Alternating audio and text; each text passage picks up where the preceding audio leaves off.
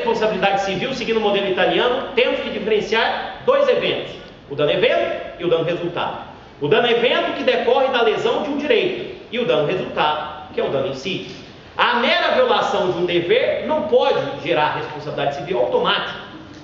E é isso que nós temos que trabalhar na quebra da fidelidade.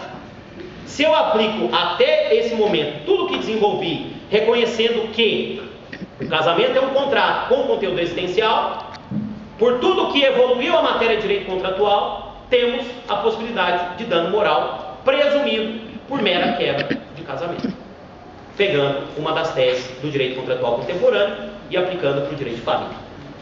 Outra tese de relevo hoje no direito contratual contemporâneo, o que na Europa é chamado de tutela aquiliana do crédito, efeitos contratuais perante terceiros. O contrato gera consequências externas. No Brasil chamamos de eficácia externa da função social do contrato.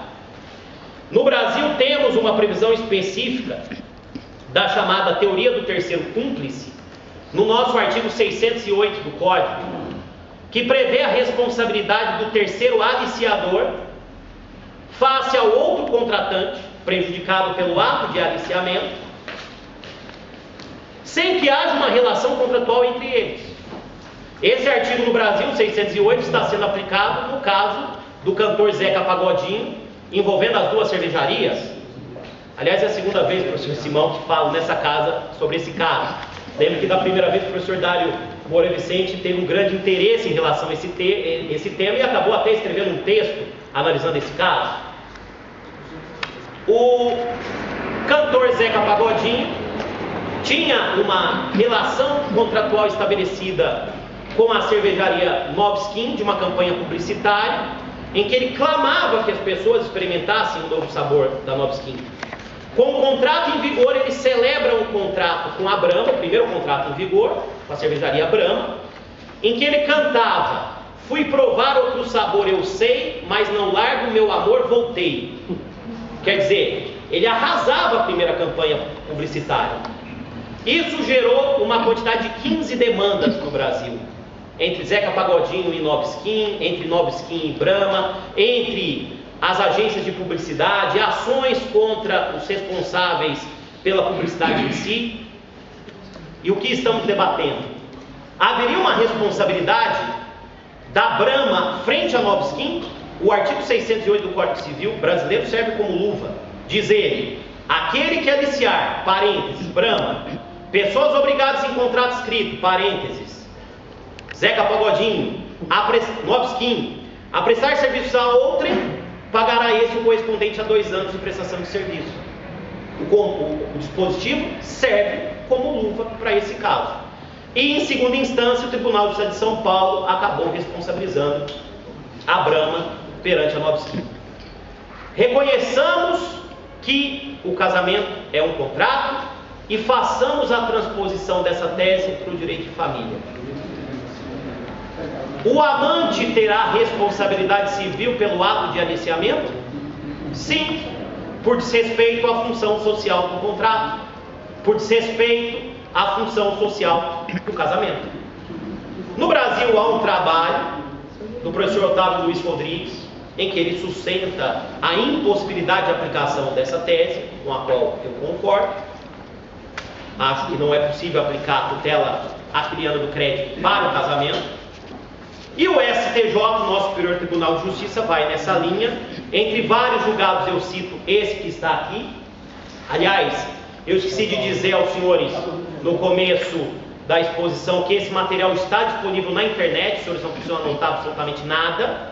Os senhores podem entrar no meu sítio www.flaviotartucci.adv.br e esse material está disponibilizado em material de aula. www.flaviotartucci.adv.br. Material de aula. Então, entre vários julgados, esse do STJ, o recurso especial 742-137, em que a ministra Nancy Andrighi diz que não é possível estender a responsabilidade ao amante pela falta de um dever jurídico de fidelidade em relação ao amante. Ou seja, o raciocínio existente em matéria contratual não tem aqui aplicação. E se tivesse, seria, sem dúvida, uma solução pior, na minha opinião, do que a solução que é dada. Eu concordo com o julgado e acredito que a tutela acriana do crédito ou a eficácia externa da função social do contrato não tem aplicação para o casamento. Muito bem. No Brasil, nós temos esse debate que não existe em Portugal, se o casamento seria uma instituição, se o casamento seria um contrato, ou se haveria um misto dos dois. Se seria uma instituição e ao mesmo tempo um contrato. Cito aqui em cada uma das posições um jurista, a professora Maria Helena Diniz, que defende que o casamento é uma instituição, com forte carga moral e religiosa.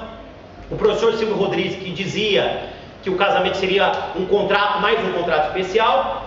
E o professor Eduardo de Oliveira Leite, que fica no meio do caminho e afirma que é um negócio jurídico de cunho especial. Minha opinião, justamente mostrando os problemas do reconhecimento como contrato, é como a opinião majoritária. O casamento é um negócio jurídico de cunho especial. E é o que prevalece no direito brasileiro. Vejo que existem riscos muito grandes do reconhecimento como contrato, não só por aqueles problemas, como também uma submissão do direito de família ao direito contratual, que pode acabar com a autonomia existente em relação ao direito de família. O que, aliás, já acontece, é uma tendência europeia, com a matéria de direitos reais. Muitos autores hoje falam em contratos de direito das coisas, não falam mais em direitos reais ou em direito das coisas como separados do direito contratual. Falam em contrato de hipoteca, contrato de alienação fiduciária, contrato de penhor, como se houvesse uma derrocada da matéria de direito das coisas.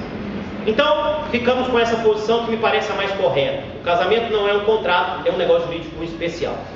Mas e o regime de bens?